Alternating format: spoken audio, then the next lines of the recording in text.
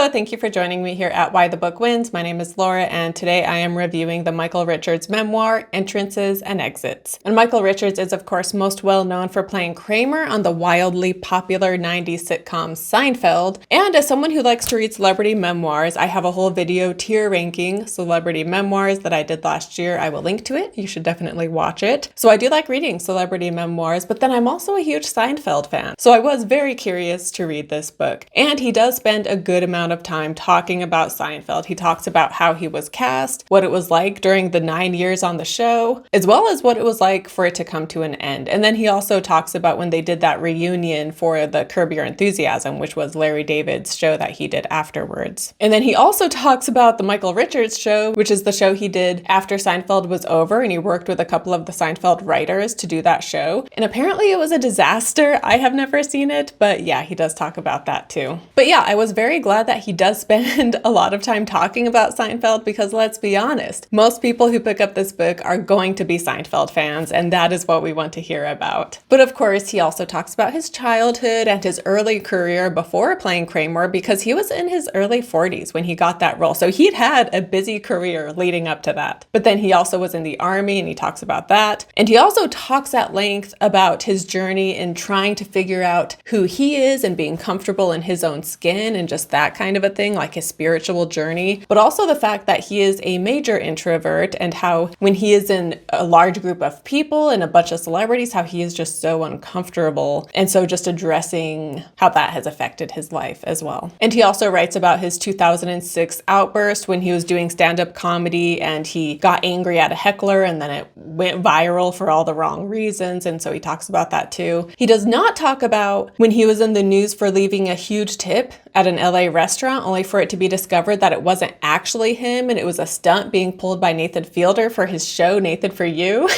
I'm kidding, I didn't actually expect him to talk about that, but as a Nathan Fielder fan and a Nathan for You fan, I did think about that episode while reading this book. And it would have been hilarious had he addressed it, had he brought it up, but of course he didn't. But yeah, all in all, I would give this memoir 3 out of 5 stars. I liked it, but there isn't anything about it that will cause it to transcend its niche audience. But having said that, its niche audience will really enjoy it, I think. So if you are a fan of Seinfeld and you like to read, I think this is one you should check out. And of course, the audiobook is narrated by him, so it's also a great one to listen to. And from here, I'm going to get into like spoilery territory and share some of the stories that stood out in my mind and some of the things I found most interesting. So he was raised by his mom, who lived with her parents, and his grandma, she had mental health issues, and she would also like go out wandering and get lost, and the police would pick her up, and ultimately she ended up going to a mental hospital where they would go and visit her. But he didn't know who his dad was, and growing up, his mom told him that his dad died in World War II. However, when he became a teenager, he realized the math didn't add up, and his dad couldn't have died in World War II. And so in his late teens, he confronts her being like, what's the true story of my dad? And she admits that she did lie, and she says that his dad actually died in Arizona in a car accident. But when he brings it up, like, she just sounds very uncertain and she's uncomfortable and doesn't want to talk about it. And so she'll just kind of be like, oh, I don't know. I don't remember. Like, I think it was Arizona. Maybe. I don't know. I don't want to talk about it. And so he just has a really hard time getting answers from her about his father. And then a little bit later, he is doing stand-up comedy and he is just really struggling with anger. And he has so much anger and negative energy on stage. And that is not the kind of comic he wants to be. So he's like, man, like, what is wrong with me? And then he has a dream where he is told that he needs to figure out who his father is in order to address his deep anger issues. And so using what little information his mom has given him, he hires a private investigator to find him. And long story short, everything his mom told him about his dad was a lie, including the name, like his last name Richards. He thought was his dad's last name, but turns out she just kind of made it up. And it's because either she doesn't know the father's name or she just doesn't want to remember the father's name, because turns out he was a product of rape. And so that is why she is so weird when he brings it up, because she doesn't want to talk about it. And we find out that she originally had been planning to abort the baby, but then because she is a Catholic, she was encouraged to carry the baby to term and then give it up for adoption, which is what she did. However, after she gave him up for adoption, she regretted it, and so she went back asking to get her baby back. And so that is how she ended up raising him. And so yeah, that was a very sad story, of course, and it definitely is something that impacted him, not knowing his father, but then also when he did find out the truth. It's definitely something that affected him throughout his life. But another story he shares when he is young, like late teens, early 20s, he hitchhikes to New York and back. He was born and raised in LA, by the way. But during this hitchhiking, he gets picked up by a man and a woman, and they get him involved in a robbery, like stealing tires or something car related, if I recall. But they get arrested, and turns out the man had been wanted for murder. And so I keep wanting to call him Kramer, but so Michael Richards is in jail for like a week, and he just spends the whole time crying. And eventually the officers realize, like, okay, he is totally innocent. He just got caught up with the wrong people while hitchhiking. And so they eventually let him go. So that was a pretty crazy story. But he also shares a funny story about being a guest star on Miami Vice, and Don Johnson was the star of this. And they shared the same agent, and that is how he got the role. And he shares more details. I'm just giving you the Cliff Notes version, but basically he gets all hopped up on Cuban coffee, and an ambulance has to come to take him away. And Don Johnson thinks that he is tweaking out on drugs. And so Don Johnson calls up their shared agent being like, why did you send this guy over? He's on drugs and having to go to the hospital. Like, this is a disaster. And ultimately, like, the next day they were able to film the scene. But yeah, that was definitely entertaining to read about. And it also made me think of the Seinfeld episode where Kramer gets all hopped up on his cafe lattes. And Michael Richards, by the way, he doesn't drink caffeine at all. And so yeah, the Cuban coffee really had an effect on him. But he also writes a lot about his acting techniques and his time in theater and the different acting coaches that have really made an impact on him. And I loved hearing how seriously he takes comedy and acting. And he's a method actor, and so he uses his own personal emotions and history and brings it to the characters to really bring them to life and to really get into character. And he also creates backstories for every character he plays, no matter how small the role. And it's interesting because he has issues with just being uncomfortable in his own skin as himself, and he is more comfortable when he's wearing the mask, quote unquote, of a character he is playing. And also the fact that he takes so much care to give so many details to these characters he's playing, like their backstory, yeah, but just like everything about them. Like he fleshes them out so much. And so he is able to figure out who these characters are, and he knows them so well. And yet when it comes to his own identity and his own sense of self, he's kind of at a loss. And so it makes sense that he likes being these characters, because with a character, you can decide, you can create who they are and have them all figured out. Whereas with himself, it's a bit more complicated. And like I said, he's introverted, and it's interesting how often I'll read about celebrities who are introverts. And that might seem surprising because it's like they're in these situations where they're going in front of public and they're performing and they're being like so gregarious, right? So they don't seem like an introverted person. But I think it makes sense because, again, he gets to put on this mask of this other character. And same with musicians too, right? Like they might not be playing a character, but they kind of are because who they are when they're performing isn't necessarily who they are in their regular life. And so it makes sense that as introverts, they like to become this other person. And as this other person, they then can be the extrovert that maybe they wish they could be. And normal people who aren't celebrities, they can turn to alcohol, right? To become the extrovert they wish they could be when they're sober. And so instead of alcohol, Michael Richards, he turns to playing characters. And that is how he is able to be someone that he can't when he is being himself. But yeah, he also talks about with his acting, how he visualizes everything before he does it. And again, he's just so methodical, which I really liked because the character of Kramer is just so wild and outlandish. And the character of Kramer does not put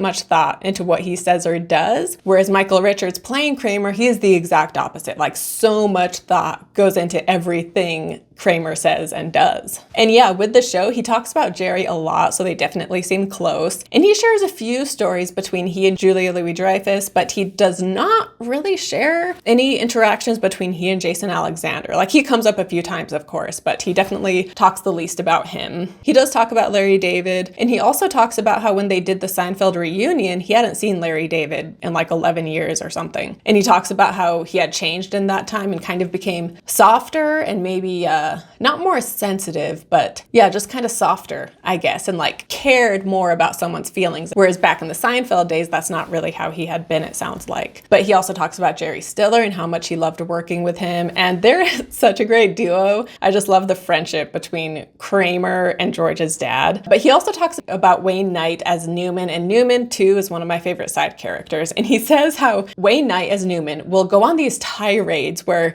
he just gets all worked up and red in the face face and he's yelling about whatever it is he's upset about, and how this would always make Jerry break and he would always laugh. And so at one point they kept having to redo the scene, and so Michael Richards, he's like, man, Jerry, like, hold it together, like, you're gonna kill him if you keep making him do this scene where he gets so worked up. But of course Wayne Knight says, you know, like, we've all got to die someday, and if this is how I died, that would be pretty awesome.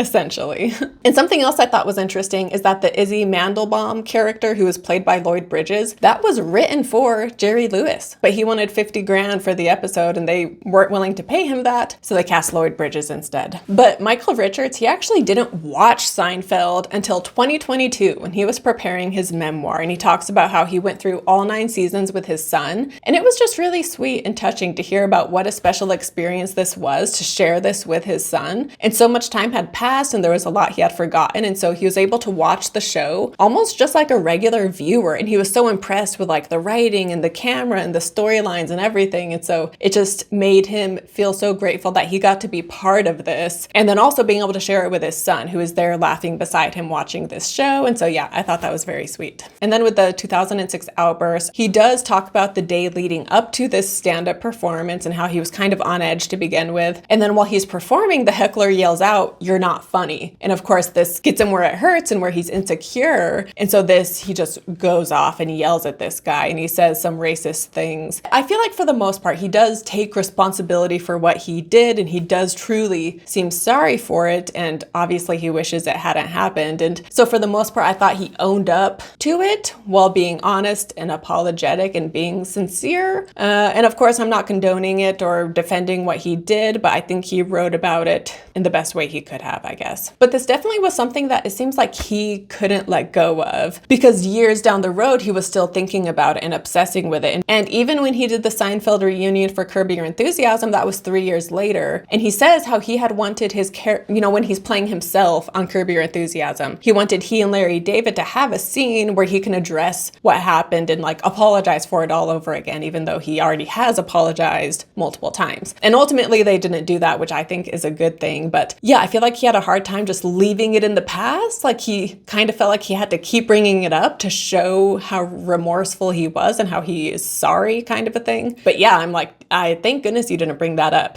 because I feel like at some point you just need to move on and not bring it up anymore, you know? But anyway, in general, I did think he came across as a very down-to-earth guy, because when I read celebrity memoirs, I always give them a little bit of grace as far as being cocky and prideful, because especially, you know, he was part of one of the biggest shows in history, and the character of Kramer is so iconic and so many people love his character. And so if he came off as like really cocky, I wouldn't have been that surprised, because how could it not go to your head to some extent, you know? But yeah, considering the fame, I didn't think he came across as full of himself. But also I wanted to mention that he is a book collector, so he talks about that. Not a ton, he just mentions it here and there, but as an amateur book collector myself, I thought that was so cool. And I know that if I made millions, I would definitely be buying an amazing library setup with all these special edition rare books. And so it was cool just hearing about a book lover who was able to do that with his millions, you know? But then I mentioned he shares a lot about his spiritual journey, wanting to get in touch with like the deeper identity and who he is and his connection to the universe, sort of a thing. But to be honest, I didn't find any of these parts very engaging. I guess I just didn't care.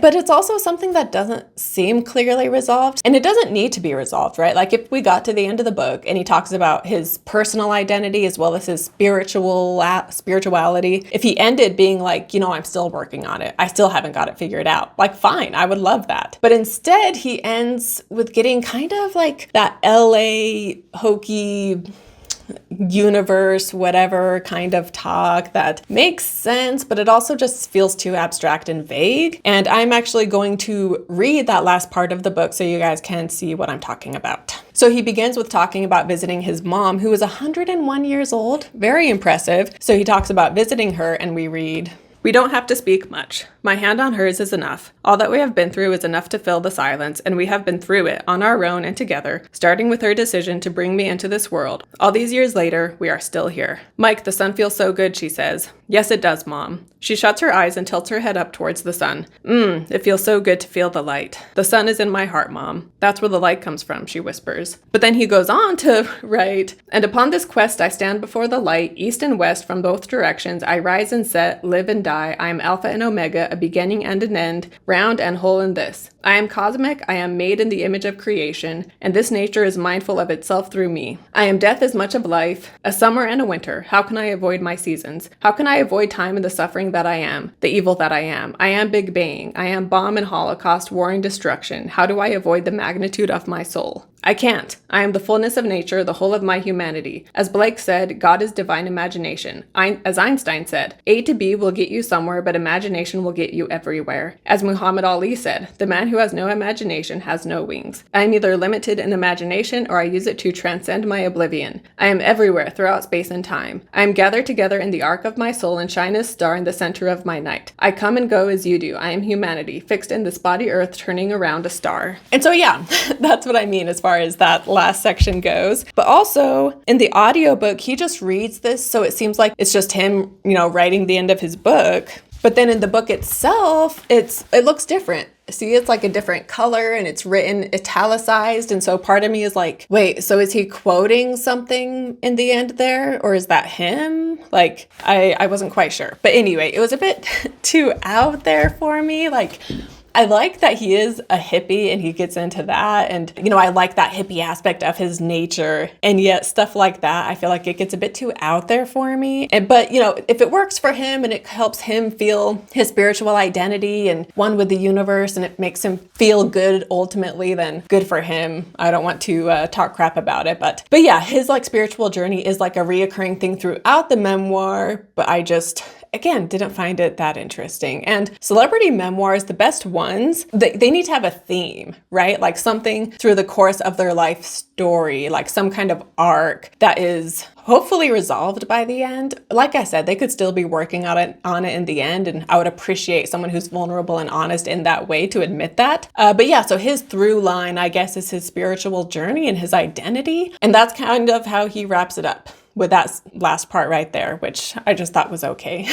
But yeah, so those are some of the highlights from the book. Ultimately, I'm glad I read it. And if you're a Seinfeld fan, again, I would recommend you read it as well. But if you have read it, comment down below, let me know. Also comment down below letting me know your favorite Seinfeld episode. He does, he talks about Larry David leaving the show and I have something in my eye. In the last 3 seasons, Larry David wasn't there, and how the scripts, they kind of got more and more outlandish. But I like the last 3 seasons. I mean, I like the seasons before that too. But anyway, yeah, I'm a big Seinfeld fan. So let me know what your favorite episode down below is, and let me know if you've read this book and what you thought. And yeah, don't forget to like and subscribe if you have not already. And I mentioned that celebrity memoir tier ranking video, so I will go ahead and link to that on the screen so that you can check that out in case you have not already. I will do another tier ranking of celebrity memoirs once I have read more. This is actually the first one I've read since making that video, so I definitely took a bit of a break. But anyway, thank you so much for watching, and I will see you next time. Bye.